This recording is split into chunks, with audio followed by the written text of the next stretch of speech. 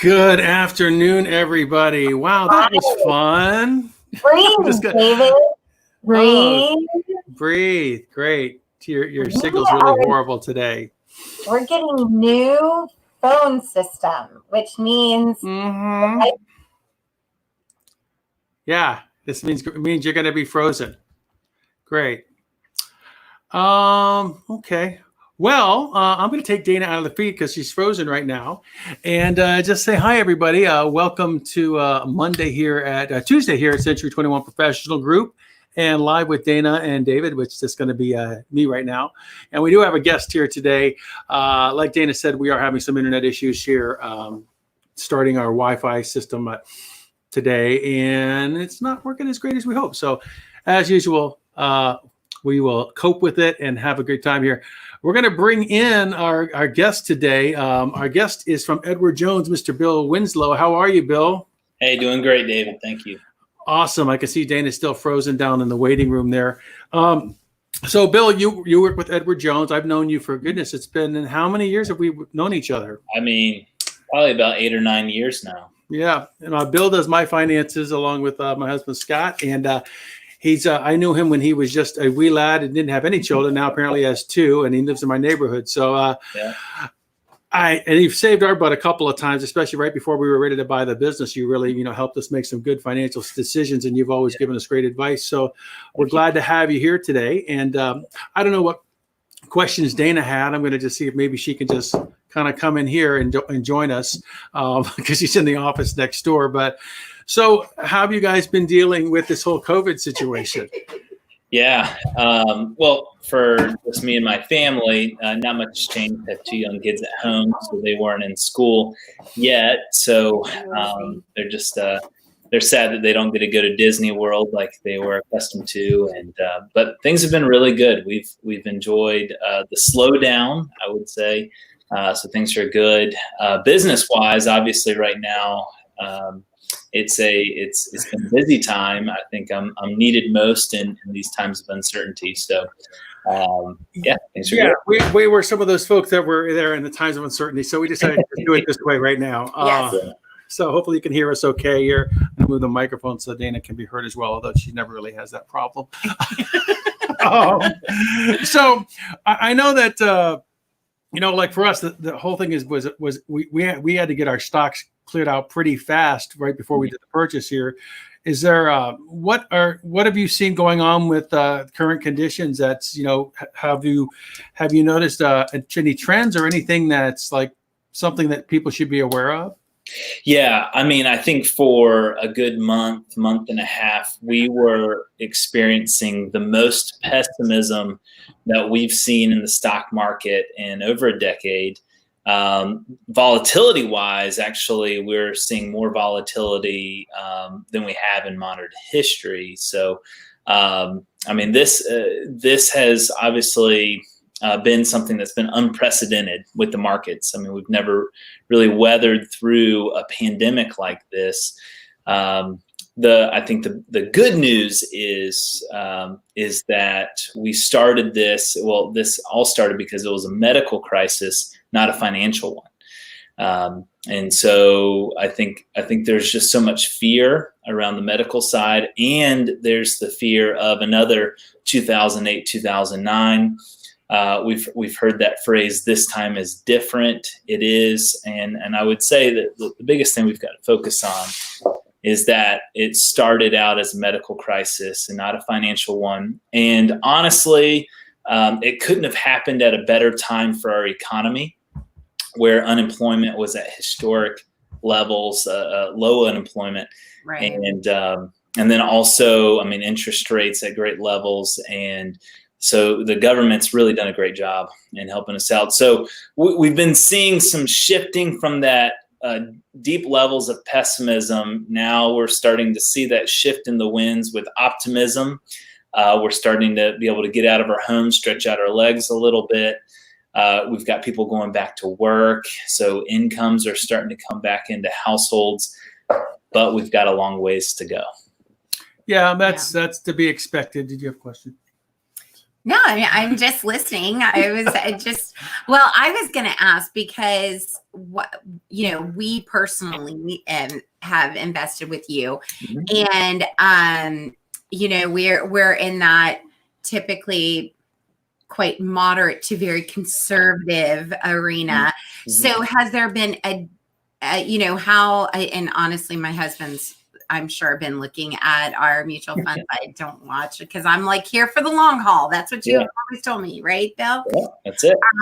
And so, but have you seen, have there been more of those mutual funds have not seen as much volatility? And what about like the companies that are making gloves and making masks? I mean, have there been opportunities that? Oh yeah. Yeah. Yeah, I mean, you look at Amazon stock right now, and it's at all-time highs. So Right. you've got, the stock market. There are sectors of the stock market that have been significantly impacted. Mutual fund managers are, funds that are actively managed are able to weather this time a lot better than those that are passively managed.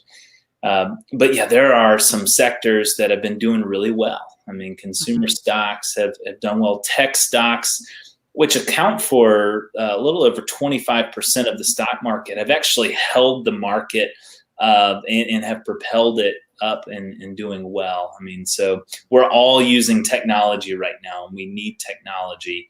Healthcare as well has been doing rather well. So, Would you say that the things put in place from the last time we went through a financial issue really helped keep this from going deeper than it could have? yeah, I mean, another part of the good news is the fact that the financial sector. Now we got to remember 2008, 2009, the financial sector failed. And Right. that's what got us into the mess. I mean, we called it the financial crisis. And so when you look at back in beginning of February, our banks and our financial institutions were the best capitalized. They were very strong. And so they started this place with a level of strength. And I mean, you look at the Federal Reserve, and they are deploying all out to be able to help our economy recover. So in the financial world, I mean, a lot of these large banks. I mean, you look at Dodd-Frank and Federal Reserve requirements; they've had to pass series of stress tests to be able to, the next time we have a serious event, that they're going to be okay and that they won't fail. So honestly, I'm grateful that we've been able to learn from the past with our financial institutions and be in this place right now because, as you know, I mean, they are all ready and willing to help and to lend, and they're there operating in a place of strength. And so moving forward, I think we can feel very good about recovery. So what you're saying is that we owe all of this to Obama. Okay, great. Meaning why we're in such a good position to be successful, so somebody else can't take the credit for it. I'm just teasing. There are only two people watching right now. Moving on. I wanted to ask. This is from a personal standpoint. I know that the IRS has extended the time frame for filing our taxes this year. Have they also extended the time frame within which, like, we could put money into our what is it? Is it the SEP IRA or? Yeah, SEP IRA and IRAs in general. Through July, at the tax filing deadline, they've allowed us to be able to make contributions for 2019. So I know, this show is primarily for our agents, but I know some of our people on board here are from the outside. So what are some of the things you recommend for like an agent like myself? I know you made some good recommendations for us for the conservative things, and I think we have a good balance of both. But what are some of the things that agents, because they're not taxed generally on, well, they're 1099 people. So what are some of the things you recommend? Maybe some of the agents out there that are starting to make some money now and are concerned about how to protect themselves from taxes. Yeah, I mean, So, well, the first thing I would say, especially for real estate agents, you have inconsistent income, and so you want to be prepared to weather periods of drought. And so I think the first step that you want to do is be prepared for the short-term volatility with income and create a level of just good cash flow for yourself, either if it's from income, being able to have savings on the side that you can draw from to be able to weather periods of drought when it comes to income or closings not happening or closings being delayed. So there's that. Another thing I would recommend and it depends on each agent and their financial situations, but you want to be able to invest according to your long-term financial goals. Part of that's being able to do tax diversification with IRAs, Roth IRAs, SEP IRAs, or the combination of those. And so it depends on your situation, but it's a great way that you can be able to put money in and get a dollar for dollar tax deduction with like SEP IRAs, and those kind of things are regardless of income. But I like to work with the tax professional that you work with to make sure that we have your situation in the right spot. Yeah, and you've done that. I think I don't know who your tax person is, but you work hand in hand with our accountant. I mean, when you met us, so 7 or 8 years ago, we had nothing we were making money, but we didn't have any kind of future laid out for ourselves. And I remember sitting in your office, you had your big whiteboard up there, and you still do, I'm sure. And it's kind of cool. There's some great tools out there financially that allow you to really kind of predict where we're going to be down the line and what we're going to need when we're down the line, which I think was a really great tool. Can you kind of just tell, so I'm 52. I think I was 45 at the time, trying to plan for a retirement around 65. So I thought it was really cool how you were able to map that out. And we've made adjustments as we make a little money some month, more 1 month, and make a little less the next. It's been really great to see that. So are there any other, kind of tools you recommend people? I mean, you do a lot of different things. What are some of the services that you offer for folks like myself or other businesses?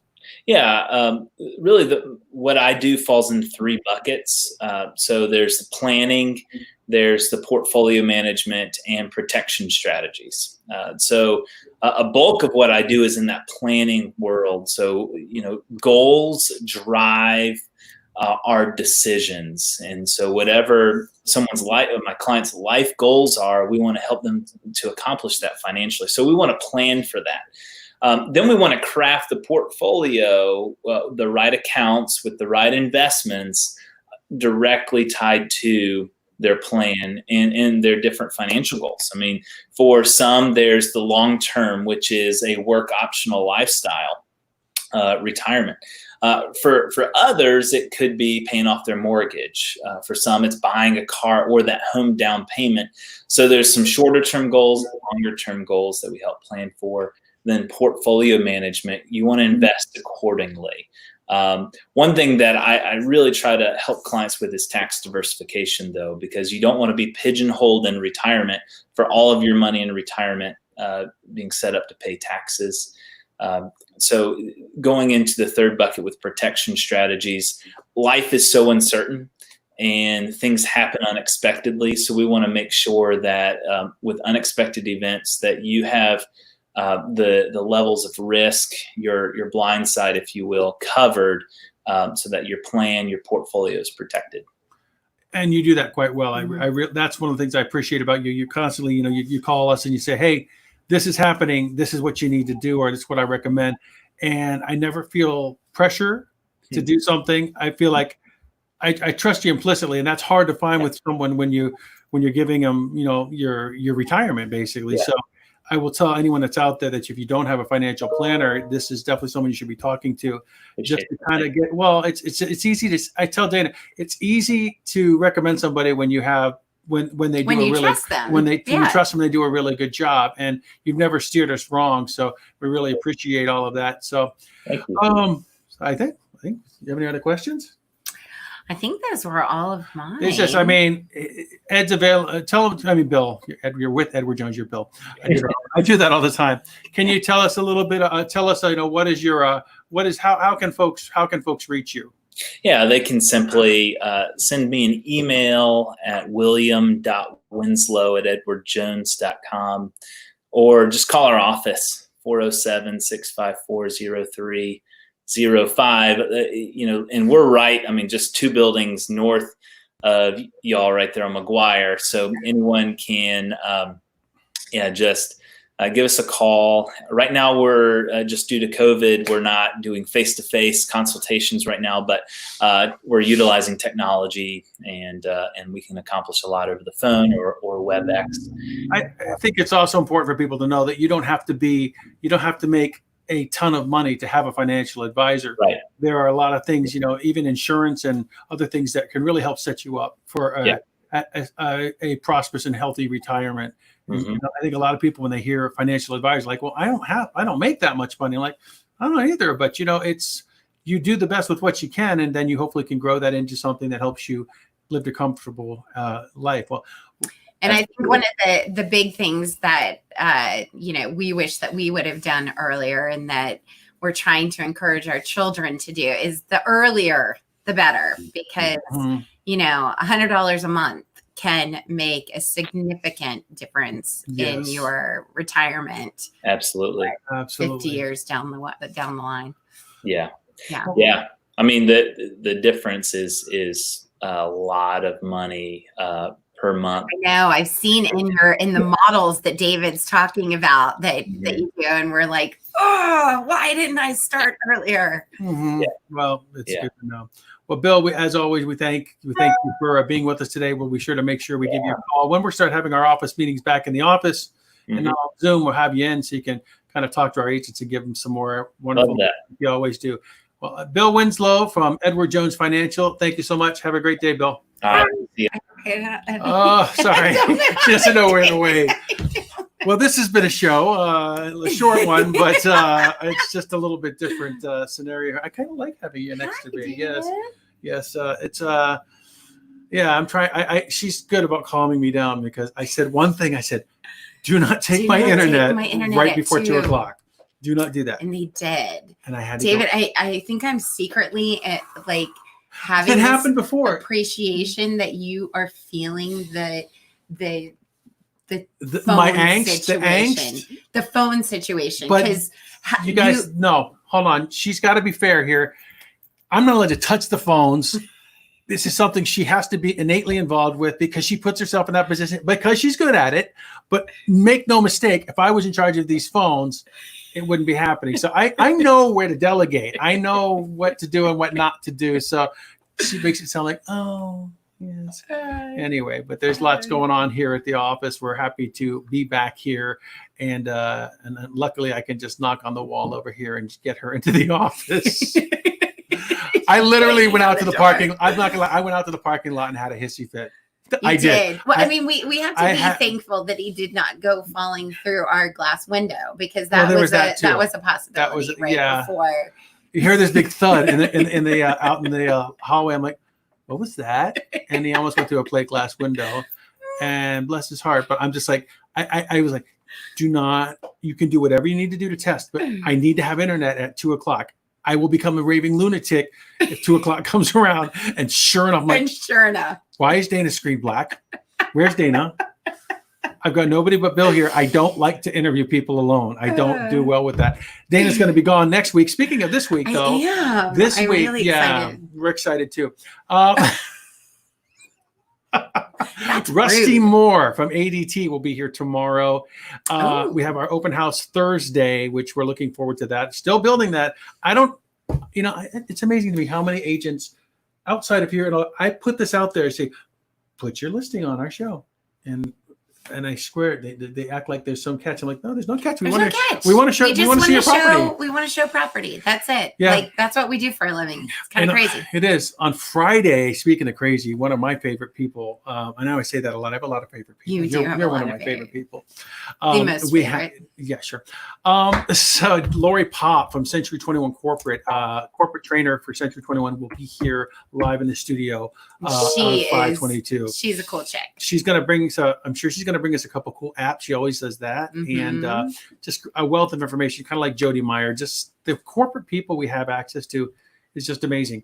And we've got look the following week when I will be all alone by my lonesome. We have Carol's D. Hurst accountant for talk about PPP. We have an accountant. Barry Miller from Barry Miller Law will be here on Tuesday, and then I don't know what I'm doing for the rest of the week. I got a few people on hold here.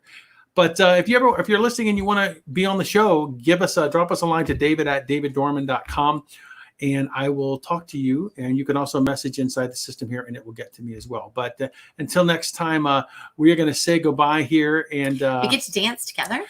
I don't think I can do it. Oh, I have. It's too much effort right now. Oh, okay. I'm too frazzled right now. I'm too frazzled. Too verklempt. I'm going to end with this. And then we'll go into our dance.